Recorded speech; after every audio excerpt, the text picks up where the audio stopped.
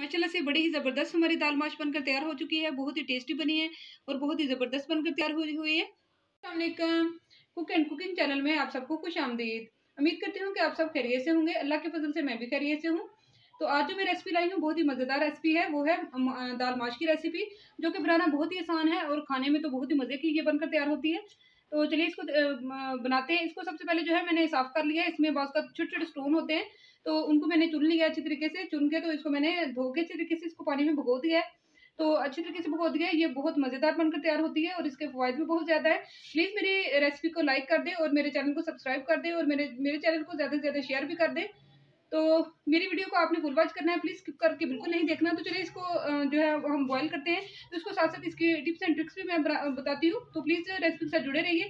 तो बाकी सारी चीज़ें मैं आगे आगे बताती हूँ आपको। देखिए एक कढ़ाई में मैंने तकरीबन 2 लीटर जो है पानी ले लिया है।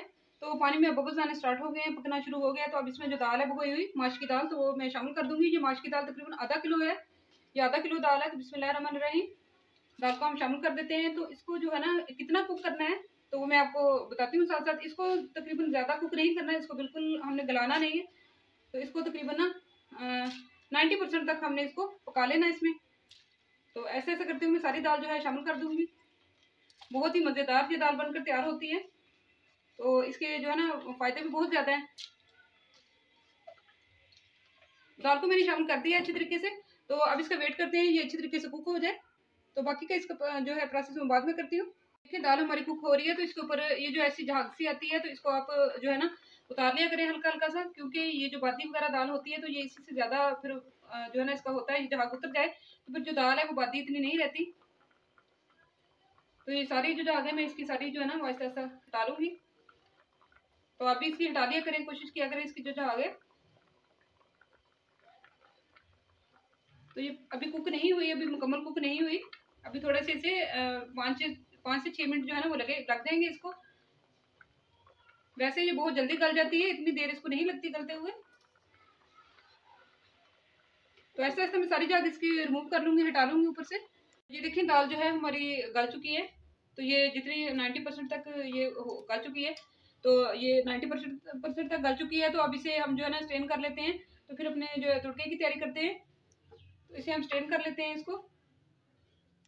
तो देखिए कढ़ाई में मैंने 1 टेबल स्पून जो है, एक बड़ा जो टेबल है वो कुकिंग ऑयल में शामिल कर लिया है। तो अब इसमें जो मैं प्याज है एक बड़ा प्याज जो है वो मैंने इस शेप में कटिंग कर लिया है। तो इसको अब शामिल कर दूंगी बिस्मिल्लाहिर्रहमानिर्रहीम। तो इसको अच्छी तरीके से हम शामिल कर लेते हैं। तो फिर हल्का सा इसका जो है ना कलर हमने गोल्डन सा लेके आना है। तो फिर बाद में दिखाती हूँ आपको क्या इसमें चीज़ शामिल होनी है। प्याजों ने जो है वो काफ़ी कलर अपना चेंज कर दिया है, गोल्डन सा कलर इनका हो चुका है। तो अब इसमें मैं 1 टेबल स्पून जो भर के लहसुन अदरक का पेस्ट लिया था उसको शामिल कर दूंगी।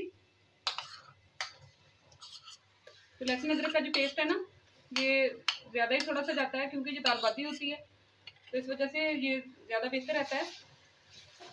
तो इसको भी शामिल करके हम 1 से 2 मिनट तक इसको भून लेंगे, फ्राई कर लेंगे। तो फिर मैं बताती हूँ कि इसमें क्या शामिल करना है।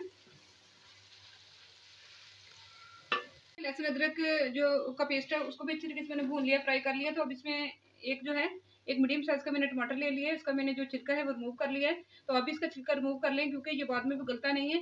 तो साथ ही इसके 2-3 जो है ना वो मैंने ग्रीन चिली ले ली है।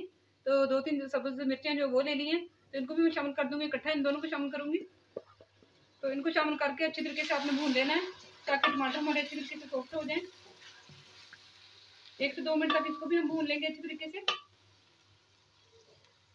तो ये देखिए लहसुन अदरक का जो पेस्ट है वो भी फ्राई हो चुका है, और जो टमाटर और सब्ज़ मिर्ची मैंने डाली है अच्छी तरीके से फ्राई हो चुकी हैं। 2 से 3 मिनट तक मैंने इनको भून लिया है। तो अब इसमें जो चीज़ आएगी तो वो देख लेते हैं हम।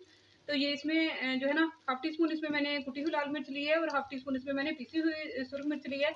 आप नमक और मिर्च जो है ना अपने टेस्ट के अकॉर्डिंग कम या ज़्यादा कर सकते हैं। तो अब इनको मैं शामिल कर दूँगी।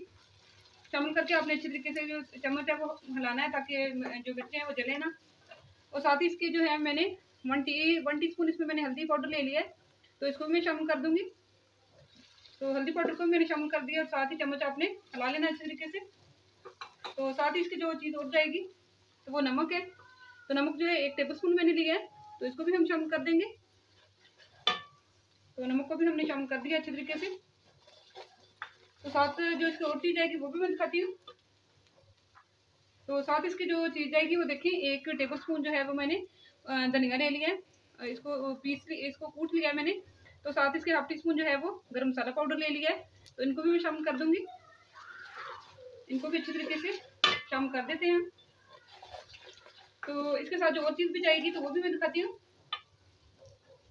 तो ये देखिए और जो चीज़ जाएगी इसमें वो है ज़ीरा भुना हुआ और इसको मैंने कूट लिया है कुंडे में, ये चला जाएगा। ये 1 टीस्पून मैंने लिया है, तो 1 टीस्पून ये भी चला गया है।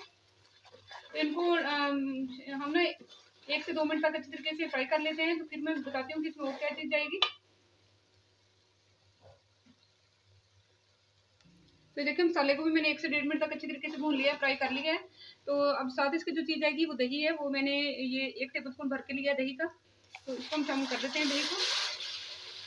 इसको भी शामिल करके आपने अच्छी तरीके से भून लेना है, इसको फ्राई कर लेना है। तो 1 से 2 मिनट तक दही को भी हम भून लेते हैं, फ्राई कर लेते हैं। तो ये देखिए दही डाल के भी मैंने अच्छी तरीके से मसालों को जो है भून लिया है, फ्राई कर लिया है अच्छी तरीके से इनको। तो अब जो चीज़ इसमें जाएगी वो है कसूरी मेथी, जो 1 टीस्पून मैंने लिया है।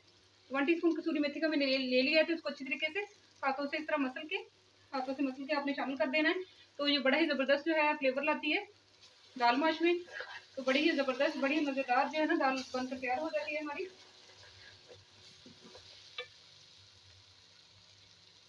मसाले जो अच्छी तरीके से फ्राई हो चुके हैं। तो अब साथ ही इसमें जो दाल माश अच्छी तरीके से मैंने कुक कर ली है, तो मुकम्मल कुक नहीं की। इसको शामिल कर लेंगे और शामिल करके अच्छी तरीके से इसको 1 से 2 मिनट जो है ना वो भून लेते हैं, फ्राई कर लेते हैं।